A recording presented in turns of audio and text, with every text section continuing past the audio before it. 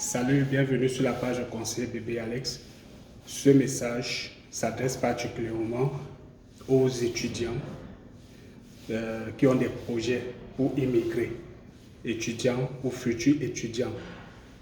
Si vous êtes dans ce profil, le profil que je vais formuler, vous êtes étudiant, vos parents ont des moyens modestes pour vous envoyer à l'école, pour vous donner des frais de subsistance et tout.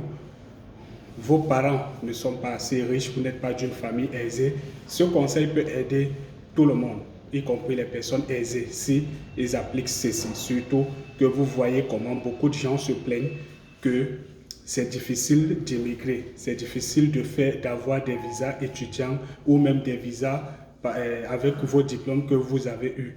Pourquoi? Parce que beaucoup de personnes fréquentent, ils se disent que à la fin, on va se battre, on va se débrouiller pour avoir une perspective de réussite sociale plus tard. Non, votre projet se construit dès le moment où vous avez eu votre baccalauréat, dès le moment où vous avez votre diplôme de fin d'études du secondaire pour entrer à l'université. Appliquez ces astuces. Cette vidéo sera peut-être plus de 10 minutes, mais elle sera moins de 15 minutes. Je vous prie de la suivre si vous voulez vraiment que votre projet soit bien à la fin. La première des choses, quand vous vous inscrivez à l'université, si vous êtes déjà inscrit, commencez déjà à y songer. La première des choses, c'est que quand vous avez choisi une discipline d'études, vous devez connaître d'abord les différents débouchés de cette discipline. Je l'ai déjà dit dans une précédente vidéo, vous pouvez aller chercher sur YouTube pour voir les conseils que j'ai donnés sur ça, sur comment est-ce qu'on fait pour pouvoir sortir de l'université avec une perspective d'insertion professionnelle. Vous commencez à chercher les débouchés, la première des choses. Deuxième des choses, approchez-vous des enseignants avec qui vous savez que vous pouvez avoir des accès d'échanges scientifiques. Les histoires d'être avec des amis de boisson, ça ne vous avance pas. Ça ne vous avance pas. Soyez avec des aînés académiques qui sont dans l'école. Nous tous, on sait qu'à l'université, on a souvent eu des amis de notre promotion ou des aînés, même des cadets qui étaient brillants, qui aiment l'école, que quand vous voyez cet étudiant, vous savez que non, celui-ci, il veut être docteur demain. Donc, que vous soyez un étudiant moyen ou brillant, voilà ce que vous devez faire. Soyez avec des aînés, des doctorants et tout, qui sont dans la science, qui aiment l'école. Ça, c'est le deuxième. Troisième chose que vous devez faire, soyez au courant des conférences. Quand il y a des tables rondes scientifiques de votre domaine, vous devez être là, que ce soit dans votre université ou dans votre ville, dans la ville où il y a votre université. Vous devez être informé des autres tables rondes ou des conférences scientifiques qui sont organisées dans votre domaine, dans les autres villes ou les autres universités ou les écoles privées même qui font.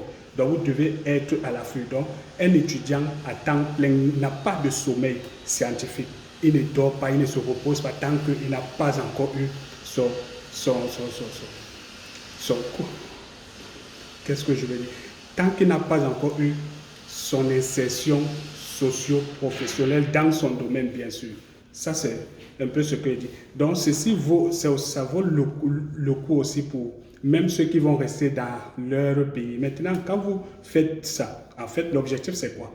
C'est de gagner votre CV, de gagner votre CV scientifique. C'est ça l'objectif. Toutefois, quand vous participez à ces conférences, soyez dans des bibliothèques, lisez. Entrez en contact avec des aînés qui rédigent, même si c'est pour être comme leur petit frère qui les accompagne pour faire la recherche, pour lire des notes de lecture et autres. Vous entrez même dans la rédaction avec eux. Maintenant, vous vous informez aussi sur les conférences qui sont organisées ou bien les appels à contribution dans votre pays, y compris même international. Vous participez.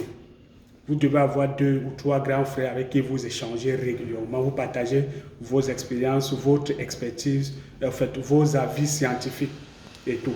Vous voyez un appel à contribution, vous devez y être. International, vous devez y être. Donc, l'objectif, c'est de gagner votre CV scientifique.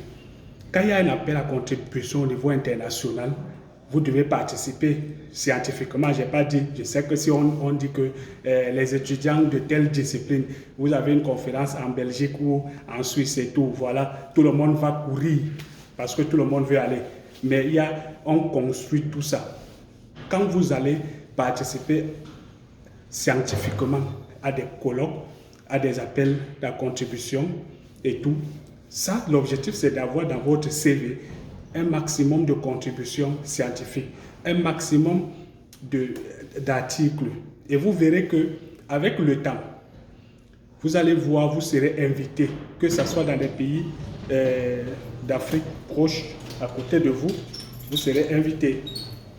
Que ce soit au niveau international, vous serez invité et tout, même si vous ne dépensez rien. Ça va, ça. Même si vous ne dépensez rien. En fait, ce qui est sûr, préparez-vous aussi financièrement. Je vais faire une autre vidéo où je vous donne des conseils de comment un étudiant fait pour chercher de l'argent en étudiant. Je vais vous faire aussi cette vidéo-là. Mais ici, je suis en train de dire, la seule chance que vous avez de réussir sur le plan scientifique pour voyager, si vous avez un projet de voyage, c'est de participer massivement, activement à des conférences scientifiques, à des collaborations, à des appels à contribution et tout autre. C'est tout ce que je peux vous dire. Donc, maintenant, quand vous allez finir plus tard, vous allez voir que ce sont même les universités qui vont vous donner des bourses. Quand 1, 2, 3 universités vont voir que vous êtes régulier dans la participation scientifique de leurs choses, le jour où vous viendrez postuler peut-être comme étudiant, ça vous sera facile. Je ne dis pas que financièrement, vous n'aurez pas à dépenser quelque chose, mais au moins, vous aurez des accès faciles à des bourses. Parce que quand une université, par exemple, comme Liège en Belgique, ou de Anvers en Belgique, ou même de la Sorbonne en France, va constater que cet étudiant en sociologie ou en anthropologie a toujours eu à contribuer et a été permanent dans les appels à contribution. Vous allez voir que vous serez dans des perspectives de bourse et vous voyagerez sans toutefois avoir dépensé des millions qu'on entend souvent les gens se faire arnaquer par des agences, ou bien qu'ils dépensent et ils n'ont pas de visa plus tard parce qu'on leur dit que leur projet n'est pas fiable, leur projet ne convainc pas l'agent d'immigration. Voilà quelques astuces. Je vais venir avec d'autres astuces plus tard sur d'autres choses concernant les étudiants qui ont des projets de perspective d'insertion professionnelle cadrant dans leur domaine, bien sûr. Ce sera à la prochaine. Abonnez-vous à mes différentes pages YouTube, Facebook et TikTok.